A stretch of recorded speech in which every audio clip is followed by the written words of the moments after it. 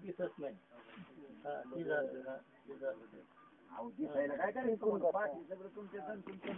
पाठ काय तुम्हाला काय हे पोर उड्या मारते तर कोणाला बी काही म्हणते म्हणून तुम्ही लागले का त्यांच्याबरोबर त्यांना नाही समजत अजून ते कोणाला बी महात्मा म्हणते ते कपडे काय वरी वरी चांगलं नातं नाही रंगला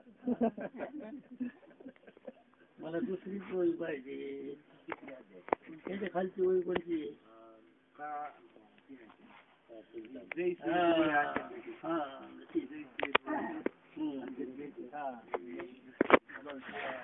वाचा तुम्ही जैसे डोळ्या अंजन भेटी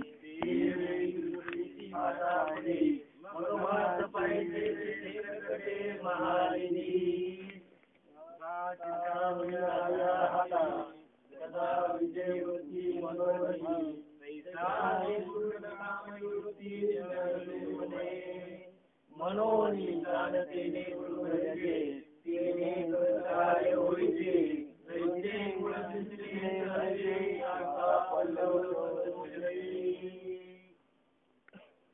ब्रह्मानंदम परम सुखदम केवलम नानमूर्ति द्वंद्वातीतं गगनसदृशं तत्त्वमस्यादिलक्षणम् एकं नित्यं मनोरथं सर्वाधिनाभिभूतं भावातीतं त्रिगुणरहितं सद्गुरुं तं नमामि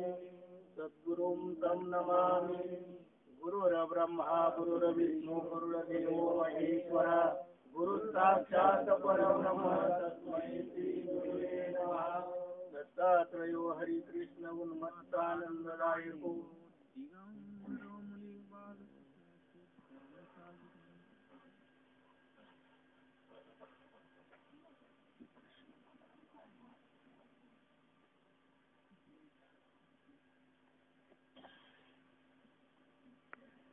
दत्तात्रेयो हरिकृष्ण उन्मत्तानन्ददायको दिगंबरो मुनिर्बालपिशाच्योत्तरसागरम् अलंकापुरी पुण्यभूमि पवित्र तिथेनांदतो ज्ञान राजा सुभाद्र तया आठविता महापुण्यराशी नमस्कार माझा सद्गुरु ज्ञानेश्वराजी कुंडलिका वरदे हरिश्रवण श्री ज्ञानदेव तुकाराम पंढरीनाथ भगवान की जय माऊली ज्ञानेश्वर महाराज की जय सद्गुरुनाथ महाराज की जय। आजचा हा जो पवित्र दिवस आहे या पवित्र दिनी आजचे हे कार्यक्रम ज्यांनी घडवून आणला त्यांचं नाव काय मारुती काय मारुतराव मेहत्रे हे या ठिकाणचे या गावचे रहिवासी आणि अंतःकरणापासून भगवंताची म्हणजे शंकराची भक्ती करणारे पूर्वी बऱ्याच वेळा मी त्यांना पाहिलं ज्या वेळेला ते दाढी जटा वगैरे असे वेगळ्याच वेशामध्ये म्हणजे साधूच्या वेशामध्ये होते त्यावेळेलाही मी त्यांना श्रीगोंद्याला पाहिलेलं आहे।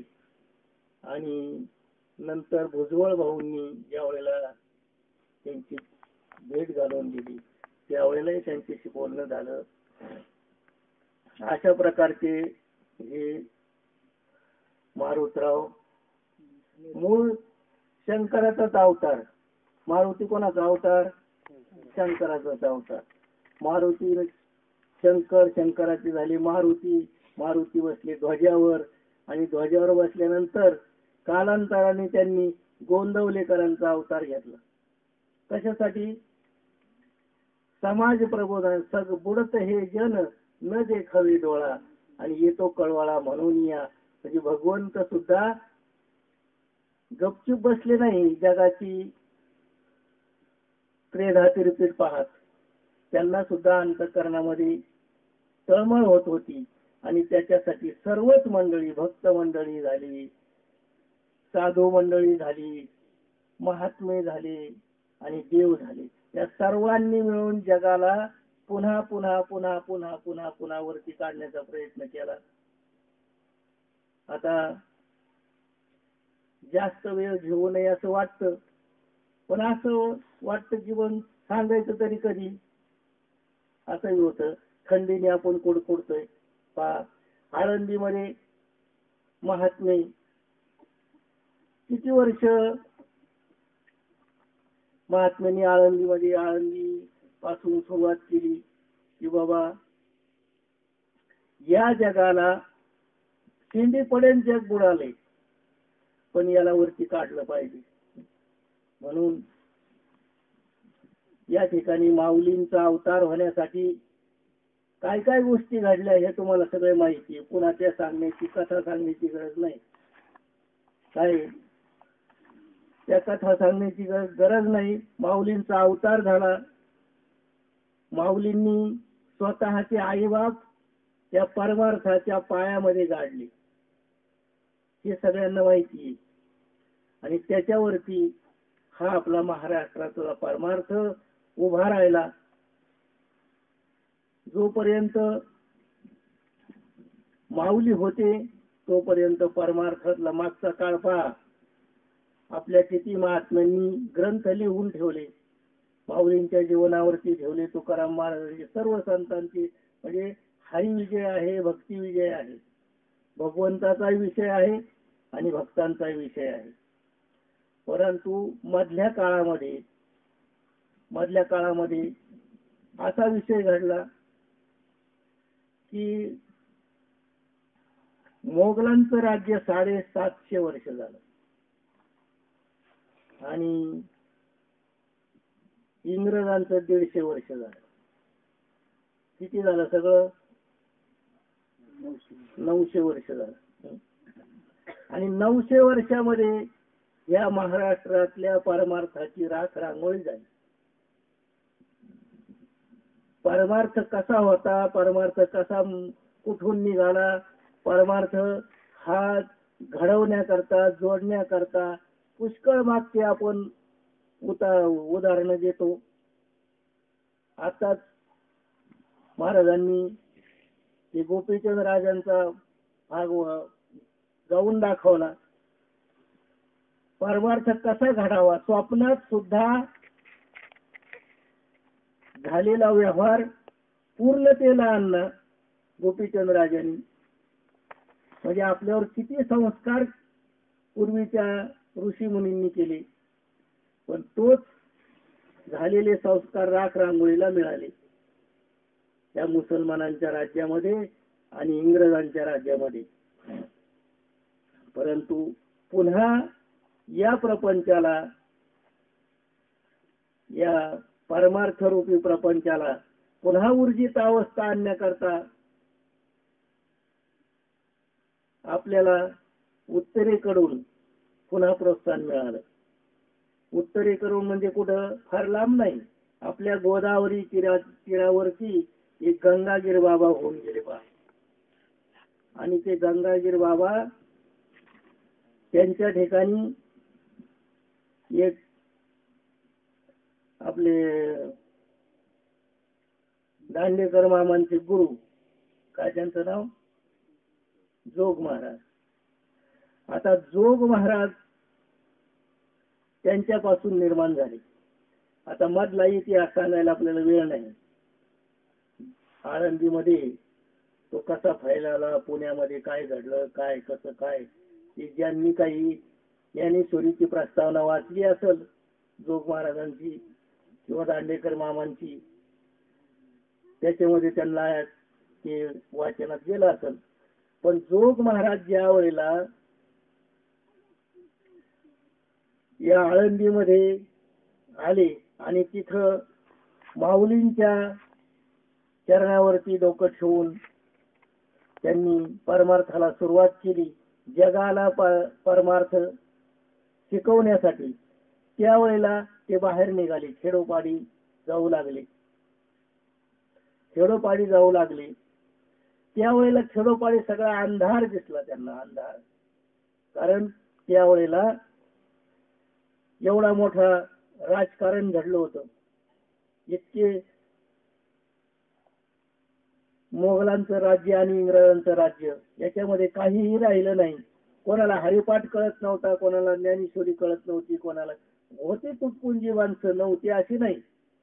कारण त्या काळामध्ये मोगलांचं कसं होतं, तुम्हाला पहा, उदाहरण एकच देतो मी, की ज्या वेळेला छत्रपतींचा मुलगा संभाजी राजे रुसून मित्राकडे गेले, आणि मित्राकडे गेले ते लवाजम्यासह गेले, बायको घेऊन गेले आणि एक मेवना आणि बहीण घेऊन गेले, त्याच्यात आपला मुलगाही घेऊन गेले. पण तिथून परत येता आलं नाही त्यांना परत येता आलं नाही. शेवटी पळून यावं लागलं मेहुण्याला आणि त्यांना. आणि शिवाजी राजे त्यांचा नातू सोडवण्याकरता इतका प्रयत्न करत होते, पण आपल्या अहमदनगर जिल्ह्याच्या माळवाडी येशीपासून पुढे त्यांना जाता आलं नाही या भुईकोट किल्ला जिंकण्यासाठी. शेवटी त्याचा नाद सोडून दिला. म्हणजे अशी अडकून पडले. मग आपले हा जो समाज आहे, हे जे गावं आहेत, ही किती वेठीला धरली गेली असतील, किती पक्की जम झाली होती त्यांच्या त्या आघोडी कृत्यामध्ये. कारण त्यावेळेला संभाजी राजाला तो मित्र स्वाऱ्या करायला लावत होता वडिलांच्या विरोधात, म्हणजे छत्रपतींच्या विरोधात. आणि त्यावेळेला ते काय करत होते की गावातली चांगली मंडळी, गावातली विद्वान मंडळी, पाटील मंडळी, कुलकर्णी मंडळी किंवा जी काही शास्त्र संपन्न मंडळी असतील, त्याच्यातली गौंडी काम करणारी सुद्धा विद्वान मंडळी असतील, हे सगळे कापून काढायचे आणि ठेवायचे कसे, सगळे बावळट येडे किंवा नुसते काम करणारी मंडळी राहायची. म्हणजे अशा प्रकारे ऱ्हास या राज्याचा त्यांनी केला.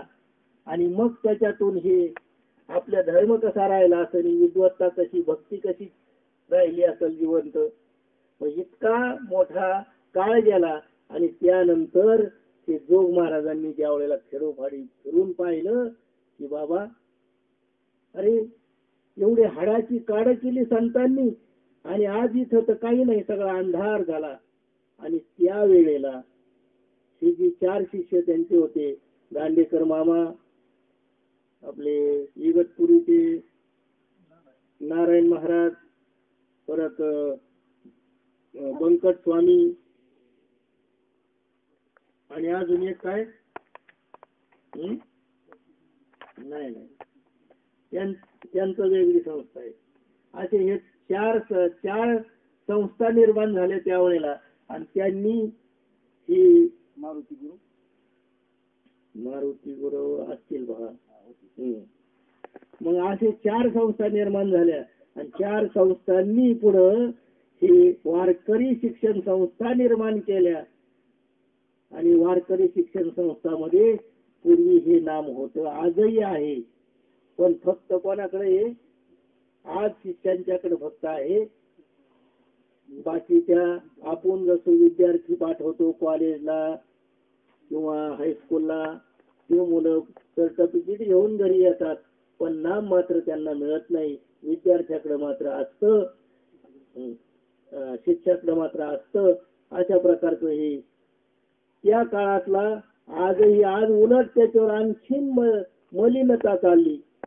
आणि हे नाम आपल्याला कुठून आलं? मग त्या आपल्या ठिकाणी त्याची खाण असताना सुद्धा आपल्याला नामाचा ओघ उत्तरेकडून आला. उत्तरेकडून हा नामाचा ओघ आला. आणि आता म्हणते तर, अरे ह्या म्हाताऱ्यांनी सगळं उघड केलं ना, त्या म्हाताऱ्यांनी सगळं एक कीर्तन झालं माऊलींच्या याच्यामध्ये, तिथं समाधी मंदिरात, तिथं कीर्तन दर महिन्याला कीर्तन होत असतंय. तिथं बाबांचं एक कीर्तन झालं, सखाराम गोपाळे महाराजांचं कीर्तन त्या ठिकाणी आयोजित केलं होतं. पण त्यांनी काय केलं की स्वतः कीर्तन न करता बाबांना ते ठिकाणी जागा दिली आणि बाबांचं कीर्तन ज्यावेळी झाले नुसते असे इतके कान टाऊ करून ऐकतो, एक सुद्धा शब्द कोणी बोललं नाही बाबांना. आणि बाबांनी जेव्हा सगळ्या आळंदीच्या उखाळ्या पाखाळ्या काढल्या आणि त्या आळंदीमध्ये नुसतं राख रांगोळी म्हणले ठेवली, काय नुसतं पोट भरण्याची विद्या ठेवली. आणि जीवाच्या उद्धाराचा काही विषय आहे का? आणि खूप एखाद्या लग्नामध्ये मोठं लग्न असावं, गाव जेवण असावं, पत्रेवळ्या वाढल्यात आणि जिकडं तिकडं पानं बिनं वाढले, पाणी बिनी वाढले मस्तपैकी, मीठ सुद्धा त्याच्यावर वाढलं नाही. आणि खोच्याला सांगितलं आता सावका जेव्हा आनंदाने जेव्हा मागल ते लागल ते मागून घ्या, असा व्यवहार चालला. म्हणजे अरे जीवाचा उद्धार कशाने होतो? कशा करता जीवाचा उद्धार होतो? जीवाला काय पाहिजे हे हा विषय राहिला बाजूला. आणि आपण काय करून राहिलो तर सगळे वरून वरून वाच मात्र सगळं चाललेलं आहे. मात्र पदरात कोणाच्याच काही नाही. जन्मायचं मरायचं, जन्मायचं मरायचं, जन्मायचं मरायचं, हे राडगाडग तसंच चालू आहे. पण ह्याची दोरी तुटण्याकरता, ह्या राडगाडग्याची दोरी तुटण्याकरता, ते गाडग फुटण्याकरता काय पाहिजे त्याच्यासाठी? त्याच्यासाठी ब्रह्मनामाची गरज आहे. जे आता त्यांचा विषय काढला होता आपल्या गोपीचंद राजाच्या आईचा, मैनावतीचा, कशी तळमळ होती आणि ती तळमळ दाखवण्याकरता तिने लेकाला दाखवण्याकरता प्रयत्न केला. तर आठी लेकाच्या बायका त्या तिच्यावरती फिरल्या आणि आपल्या नवऱ्याचं मन त्यांनी बदलून टाकलं. अरे तुमची आई काय सांगावं म्हणले, लहान तोंडी मोठा घास कसा घ्यावा, आमच्या मालकाची आई, नवऱ्याची आई, आणि जर आमच्या तोंडाने तुम्हाला सांगितलं की तुमची आई विचार करते तर तुम्ही आमचे शिर उडवता म्हणले. त्याच्याकरता आम्ही गपचूप बसलोत म्हणले इतके दिवस.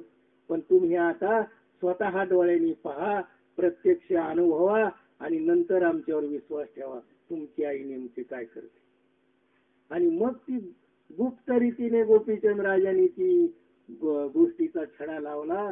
तर पाहिलं निम्या रात्रीचं 11-12च्या पुढं आई फळफळावानी ताट भरते, पंचारती त्याच्यात लावते आणि एक दाशी घेऊन त्या गलिच्छ घाणेरड्या अशा वस्तीमध्ये जाते आणि तिथं असणारा तरणा बांड असा तो जालिंदरनाथ याची सेवा करते आणि पहाटे परत महालात येते.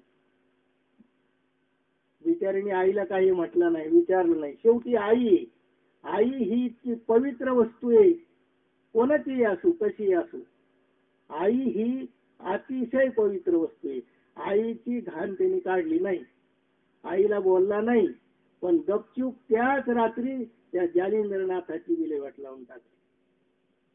एवढ्या खडतर अवस्थेतून जाताना त्या आईला इतका दुःख झालं.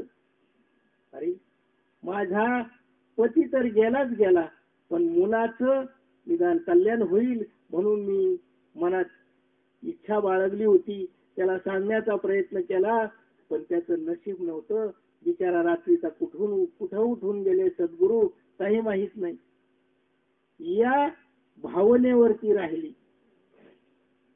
आणि ज्या वेळेला गोष्ट सगळ्यांना माहिती की गोरक्षनाथ आणि कानिफनाथ या दोघांचं शाब्दिक भांडण झालं आणि दोघांच्या गुरूंचा शोध लागला. आणि त्यामुळं मग कानिफनाथाकडून त्यांना वरती काढलं.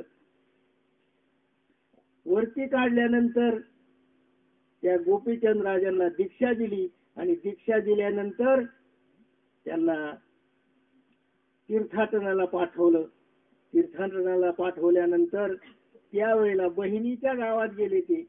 आणि बहिणीच्या गावात गेल्यानंतर मग त्या जावा तिच्या नंदा तिला चिडवू लागल्या. त्या गवाक्षद्वारातून खिडकीमधून त्या दाखवायच्या, हे बघ तुझा भाऊ आलाय, ते बघ रस्त्याने चाललाय, काय भीक लागली त्याला, काय भिकार आठवलं त्याला, काय राज्य वैभव भोगत होता, आणि तुझा भाऊ बघ कसा आहे. आणि हिला सांगितलं, त्याला संध्याकाळी जेवायला बोलून घे. सासूने सांगितलं, अरे कुठेतरी रस्त्यावर दारोदार भीक मागल तो, आणि आपली आबरू जाईल सगळी, त्याला बोलून घे. आणि दासी बरोबर त्याला निरोप पाठवला आणि जेवायला या म्हणले. कुठं या? त्या आश्वशाळेमध्ये, घोड्याच्या पागेमध्ये त्याला जेवायला वाढलं आणि तिथं जेवायला लागले. आणि खिडकीतून तिला दाखवायच्या, हिनवायच्या सगळ्या.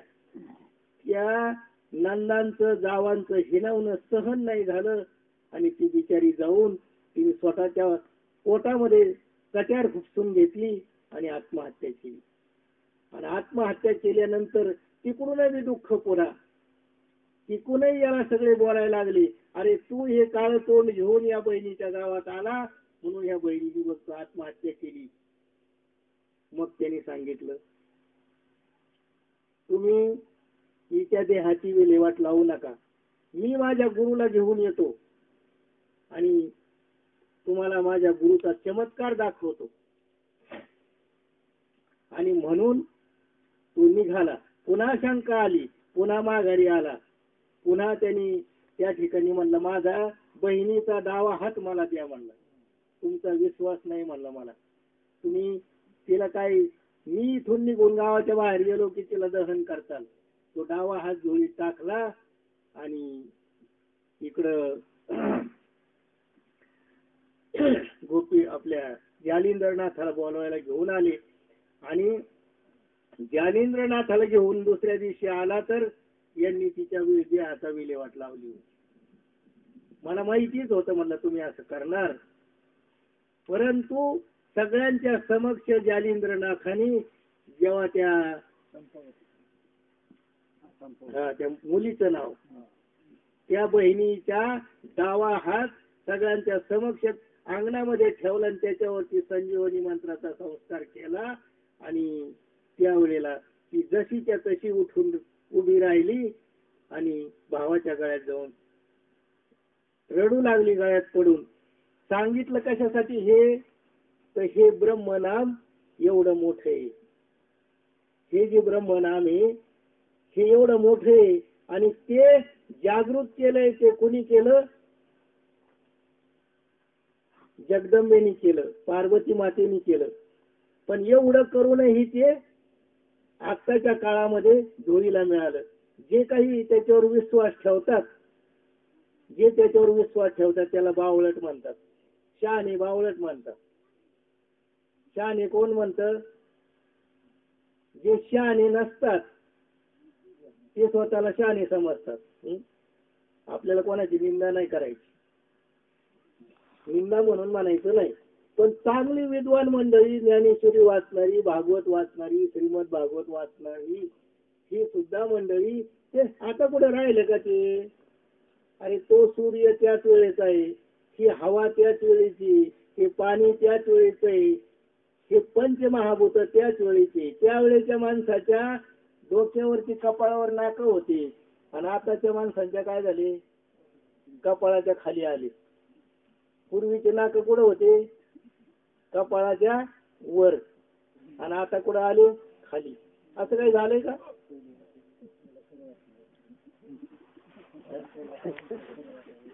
नाही, कसं काय खरं वाटत? अरे त्यावेळेला गहू पेरले तर गहूच उगत होते, ज्वारी पेरली तर ज्वारीच उगत होती, बाजरी पेरली तर बाजरीच उगत होती. आज तसं काही बदल झाला नाही. मनुष्य जसा आहे तसाच आहे. त्यावेळेला माणसाला 3 पाय होते आणि आता 4 आहेत का? असं नाही, आताही 2च पाय आहेत. अरे जे त्यावेळेला भगवान विष्णूंच्या श्वासातून जे निघालं, त्याला वेद म्हटलं जातं. आणि या वेदांचं सगळं मंथन केलं आणि संतांनी ते नाम काढलं. त्या भगवंताला नामच नाहीये, अनामी आहे तो. पण कशासाठी? की अरे 17व्या अध्यायात विषय आलेला आहे बा. आता माझं काही पाठ नाही, हे म्हणते पाठ आहे. तर ती ओळखा, त्या भगवंताला ओळखण्यासाठी श्रुतीने ती ओळख खून केलेली. ते कीर आणा माझ्याती माझी ओळखावा या श्रुती खून केली. ते नाम ओळखण्याकरता, ते खरं भगवंताला नामच नाही. हा, पण काहीतरी असावं. या जगामध्ये समजा गावामध्ये 10-5 लोक असे आहेत चांगले हुशार पोर आहेत, पण या 10 पोरांना नावच नाही ठेवायचं. घातले शाळेत, काय करायचं? अरे ती व्यवहार आहे, व्यवहारासाठी ह्या गोष्टी लागतातच. आणि भगवंताशी व्यवहार करायचा. हा जीव आहे आणि हा भगवंत आहे. पण हा जीव आहे तो अज्ञानी आहे, आणि हा जो भगवंत आहे तो कोण आहे? तो स्वयं आहे. त्याच्या ठिकाणी अज्ञानाचाही अभाव नाही आणि ज्ञानाचाही अभाव नाही. तो स्वयंपूर्ण भगवंत आहे. पण आता याला दोन्ही दिसती सारखी, दोन्ही दिसती सारखी. आणि माताजी ज्या वेळेला ओवाळायला गेले त्यावेळेला तुम्ही म्हणता ना ह्याच्यामध्ये ओवाळू गेले माय काय नाही, हा जिकडे पाहे तिकडे चतुर्भुज गोपाळ ओवाळू. आता कोणा ओवाळू? मग त्या ठिकाणी भक्तांनी सांगितलं, माताजी अहो नामदेव महाराज ज्यांच्या गळ्यामध्ये ना ते कस्तूप मणी, वैजयंती मणी, ती जी माळ आहे ती ज्यांच्या गळ्यात आहे तेच भगवंत, बाकीचे सगळे भक्त सगळे सारखेच येतात. माताजी हेच ठिकाणी ओळखायला तुम्हाला. मग तसंच झालं.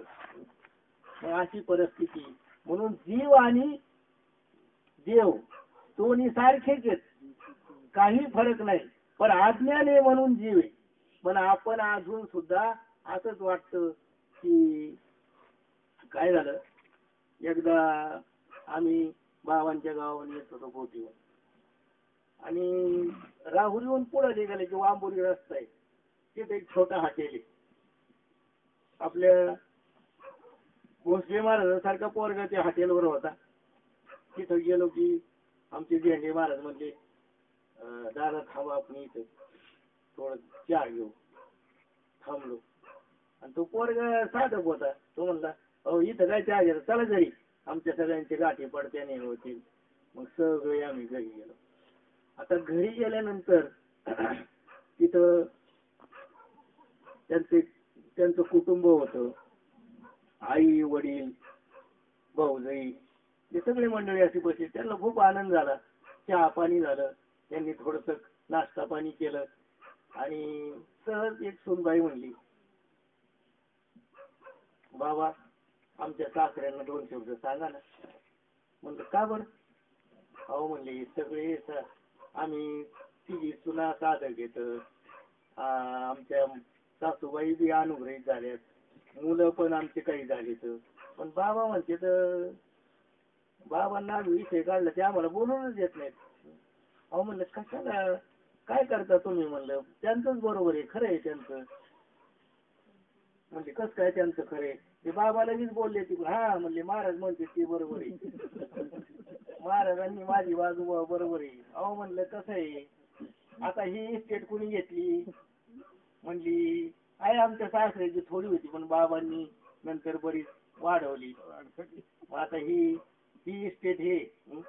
मग आता इथं तुम्ही सगळे म्हणलं माळकरी, एखाद्याचं जर आमंत्रण आलं तर जेवायला कोण जायचं? म्हणले बाबाच जाते. मग आहे का नाही आवाजण्याची सोय झाली की नाही? बरं पुढं कालांतराने म्हणलं ही जमिनी तुम्ही सगळे जाता निघून, तुम्ही सगळे निघून जातात, पण या जमिनीचं राखण कोणी करायचं? म्हणलं बाबांनी निदान एखादं वासरू जर आलं शिरलं एखाद्या दानात ज्वारी, त्याच्यात निदान त्याच्या पाठीमागं तरी लागतील. काही काय कोणत्या रूपाने म्हणलं इथं ते राखण करतील ना. तुम्ही तर राव माझी अष्टमिरी टाकली. अहो म्हणलं ही तळमळीने तुम्हाला सांगते किंवा आमच्या घरातले सगळे भगवंतांची भक्त झाले, अंतःकरणापासून चिंतन करतात, सगळे करतात, आणि तुम्ही मात्र त्यांना ते आडवं लावता, असंच करता, आता कुठं देव राहिला का, आणि आता कुठं असं झालं का, आणि तसं झालं का. मग म्हणलं आता हे सगळे जरी गेले तरी इथं तुम्हाला निरा काळं ढवळं लावून एखादी अर्धीच्या कानची, अर्ध लिंबू, 2 तासण्या हे करून तुमच्या नावाने फेकतील म्हणलं काहीतरी. तुम्ही काय म्हणलं आता तुम्ही राखान का नाही राखान इथं. सगळ्यांनीच उद्धारून जायचं म्हणल्यानंतर इथं कुत्रे, मांजरं, डुकरं, म्हशी, गाया, शेळ्या, बैल ही यांचं कुणी हे पात्र कुणीतरी केलेच पाहिजेत ना. सगळ्यांचा जर उद्धार झाला असं कसं व्हायचं.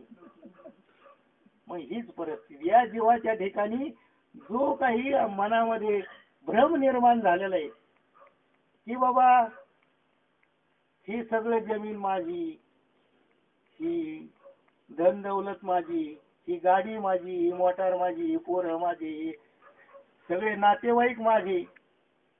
मग सगळ्या बनग्या उखलून राहिले, बनग्या उखलून राहिले, आणि जे खरं आहे ते राहिलं धान्य बाजूला. आता बनग्या उखलण्याने कधी त्याच्यात रास निघन बरं.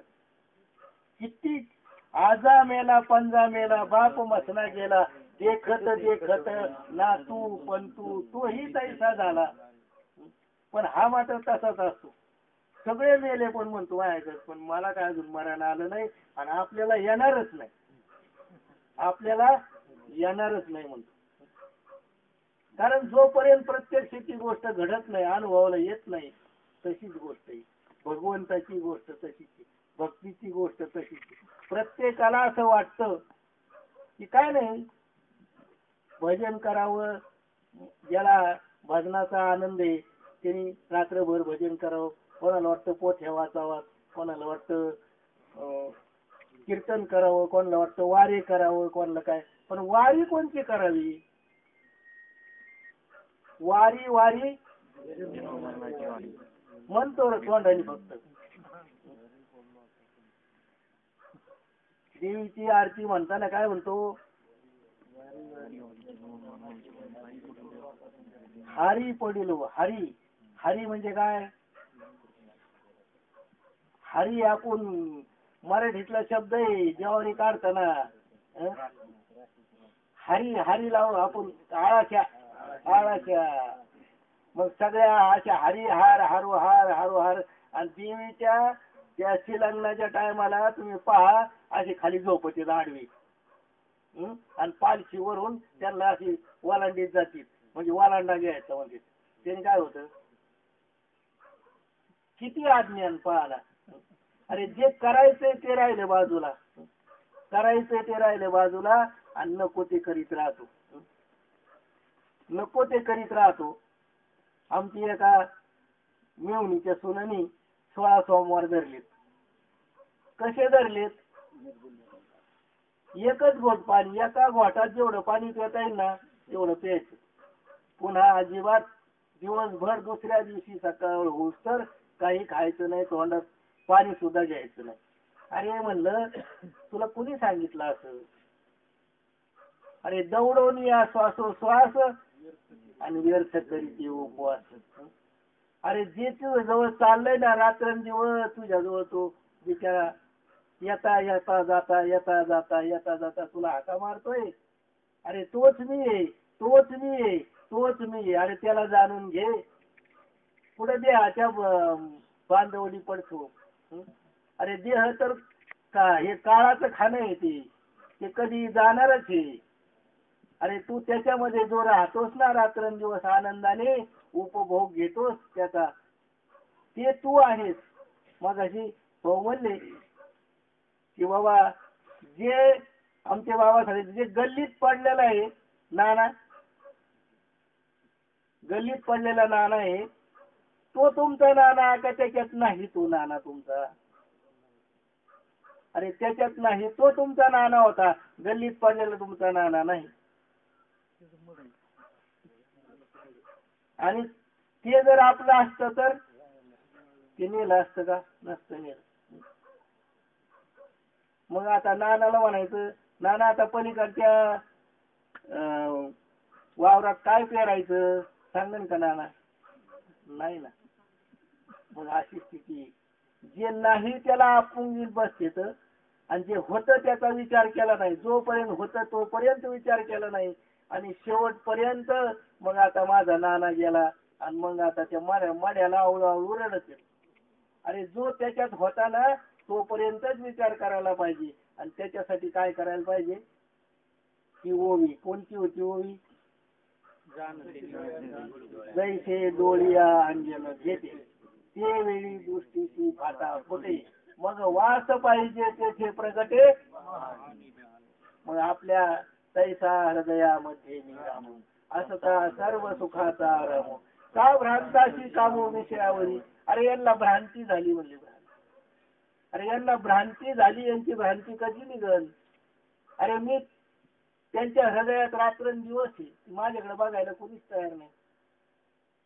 मग ज्या वेळेला सद्गुरू कडून त्या विशिष्ट प्रकारचं अंजन त्यांच्या डोळ्यामध्ये जर पडलं, पायाळूच्या डोळ्यामध्ये, तर त्याला जमिनीतलं धन दिसतं. आणि मग सद्गुरूंनी जे भगवंताचं नाम दिलंय, अनादी कालचं नाम, जे पार्वतीला शंकराने दिलं होतं ते नाम जर मिळाल्यानंतर कानफाड्या पंथ निर्माण झाला. चोरून ऐकलं तरी, बरं का, चोरून ऐकलं तरी कानफाड्या पंथ निर्माण झाला. मग प्रत्यक्ष ऐकल्यानंतर मरण माझे मरून गेले, मज केले अमर. अरे मरणच नाही. कोणाला मरण आहे? देहाला मरण. आत्म्याला मरण आहे का? आत्म्याला मरण नाही. पण त्याला भ्रम झाला अज्ञानी, आणि त्या अज्ञानात ते म्हणतो आता काय आपले दिवस जवळ आले म्हणतो, आता किती 10 गेले आणि 5 राहिले. अरे कोणाचे घोकीत तू? तुझा विचार कर. तो विचार आम्ही कुंठीत झाला आमचा, हे आम्हाला समजत नाही. ज्ञानेश्वरी वाचतो, भागवत वाचतो, सगळं ते सांगते, पण तरी माझ्या डोक्यामध्ये येत नाही. मी काय तुमच्या बाहेरचा नाही. मी तेच विचार करतो की आता काय जवळ आलं. अरे तू कोण आहेस? तू आणि भगवंत वेगळा नाही. मला श्रीकांत भाऊ म्हणले, एखाद्याला म्हणले भाऊ तुम्ही देव आहात. हे मी कशाचा देव? मी लय नालायक म्हणतो. तो कर्माकडे बघतो, धर्माकडे बघायला तयार नाही. अरे धर्म हा तुझा काय आहे? ईश्वर स्वरूप हा तुझा धर्म आहे. म्हणून या ठिकाणी काय किती जरी वेळ सांगितलं तरी थंडीत कुडकुडलेली माणसं ती म्हणते हे कवर चालायचंय कोण असतो. नाही बरोबर आहे ना. थंडी वाजते त्यांना. म्हणून काय जसं डोळ्यामध्ये अंजन पडल्यानंतर ज्या वेळेला त्या पायाळू माणसाला जमिनीत असणारं धन दिसतं, तसंच ज्याच्या कर्णरूपी कोहरीमध्ये किंवा कानामध्ये त्या नामाचं शब्द पडतात, ते नाम सांगितलं जातं. त्या नामाच्या चिंतनाने अंतकरणात असणारा तो जो भगवंत आहे, जो श्रीराम प्रभू आहे, तो आपल्या अंतकरण रूपी या सिंहासनावरती विराजमान झालेला आहे. आणि त्याच्या दर्शनाला जाणारा जो मारुती राय आहे त्याची आपली ओळख होते. त्याची आपली ओळख होते. आणि नंतर त्या रामप्रभूची गाठ होते. दुसरी गोष्ट अशी आहे, आपल्याला 4 वाण्या बरं का माहिती आहे सगळ्यांना, परा पश्यंती मध्यमा आणि वैखरी. ज्या नामाने ती वैखरी वाणी जागी होती त्या नामाशी संबंध जोडायचा. त्या नामाशी संबंध जोपर्यंत जोडला जात नाही तोपर्यंत आपल्या आत्मस्वरूपाची ओळख होऊ शकत नाही. आणि त्या नामाशी संबंध जोडला गेला की आपल्या ठिकाणी या देहरूपी वाडा बांधताना त्या भगवंतानी आदी मायाशक्ती जगदंबा मातेचा घट या ठिकाणी आपल्या नाभिस्थानाच्या ठिकाणी बसवलेला आहे. ती आदी मायाशक्ती जागी होते आणि ती जागी झाल्यानंतर त्या जीवरूपी या बालकाला हाताला धरून पश्चिम मार्गाने ती त्या पित्यापर्यंत नेऊन पोहोच करते आणि त्यावेळी पिता पुत्राची ओळख होते. अरे जसं आरशामध्ये तोंड पाहावं त्यावेळेला भावाचं तोंड दिसतं का बायकोचं दिसतं का आईचं दिसतं? आपलंच तोंड दिसतं. मग तो आणि मी एकच आहे याची ओळख होते. अशा प्रकारची गोष्ट आपल्या अनुभवाला येते आणि ज्या वेळेला परावानी जागृत होते त्यावेळेला कुठलेही त्या ठिकाणी विद्या शिकायला जायची गरज नाही. मुक्ताबाई कुठं विद्या शिकायला गेल्या होत्या, सखूबाई कुठं गेल्या होत्या, जनाबाई कुठं गेल्या होत्या. अरे त्यांचे अभंग एम ए ला येतं, PhD करायला येतो तुकाराम महाराजांचे अभंग. अशा प्रकारचं या ठिकाणी परावानी जागृत होते त्यावेळेला या जीवाला स्वरूपाचं ज्ञान तर होतच पण भगवंताचंही ज्ञान होतं. आणि त्या ठिकाणी एकदा ज्ञान झालं की तिथं तो अडाणी असो किंवा विद्वान असो किंवा कॉलेज कुमार असो नाहीतर एखादा महात्मा असो, इथं जिसकी उसकी टेक और सबकी निशाणी एक, सगळे येतात. दोऱ्याची फुलं आमचे सद्गुरू सांगायचे, त्यांना माळ हार घातला की त्यांनी हार हातात घ्यायचा. अरे हे काय माझ्या हातात? अरे एकच धागा आणि नाना परी फुले. त्या हारामध्ये नाना प्रकारचे फुलं येतं परंतु एकच धागा आणि त्या ब्रह्म धाग्यामध्ये ते बांधलेले. त्यांना आपण हे सगळे तसेच आहोत. पहा विचार करून, तुमच्या नाकातला वारा आणि माझ्या नाकातला वारा सांगा कुठे आणि त्याच्यावर चाललंय की नाही सगळं? भक्ती नाकावाल्याची का बिगर नाकावाल्याची अशी गोष्ट आहे. आणि म्हणून या ठिकाणी त्या ओळीवर आपल्याला थोडस बोलता आलं. काही जास्त नको म्हणला तसा सगळ्यांनी तोच विषय सांगितला आणि आपण तोच पुन्हा पुन्हा गिरवायचा म्हणलं. तोच विषय, तांदूळ कशा करता, लाह्या कशा करता, पंढरीला जायचं कशा करता, कडेतल्या लाह्या बाहेरच काय येत्या का आतच का द्या, सगळ्यांनी थोडा थोडा घेतलेलाच आहे. म्हणून अशा प्रकारची आता झालेली सेवा भगवंत प्रभू शंकराच्या चरणी आणि तुम्हा सद्गुरु स्वरूप असणाऱ्या श्रोत्यांच्या चरणी अर्पण करू आणि सेवेला पूर्ण विराम देऊ. कुंडली कवरदेव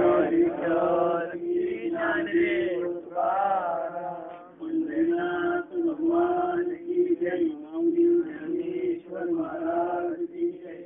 सद्गुरुनाथ सच्चिदानंद श्रीपाद बाबा की जय. सद्गुरुनाथ सच्चिदानंद रामदास महाराज की जय.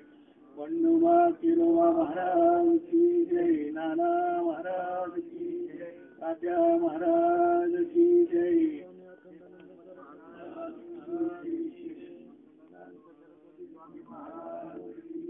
रूप महाराज की जय. आता विश्वासमध्ये येणे या जग तोटावे, तो शोनीवर द्यावे बसाय दारे. लेंगांची व्यंकटी सांडो, दयाचा कर्मेरती वाढो. भूता परस्परे पडो व्यंकटजीवांचे, दुरितांचे तिमिरताओ. ईश्वर धर्म सूर्य पाहो, गुरुदेवांची लसोचे राहो. प्राणिनाथ वर्षत सकल मंडळी, श्री गणेशांची मांडी आली. अनवर्त भूमंडळी कल्पतरूंचे आरव, चेतना चिंतामणीचे गाव. उर्जेचे आरव विभूषांचे, चंद्रवेंचे आंजना. मातंदलेला पैन, हे सर्वाई सदा सज्जन. करे तू किंबहुना सर्व सुखी, पूर्ण हो